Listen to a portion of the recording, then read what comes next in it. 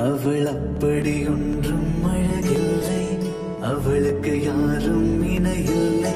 அவள் அப்படி ஒன்றும் கலரில்லை, ஆனால் அது ஒரு குறையில்லை.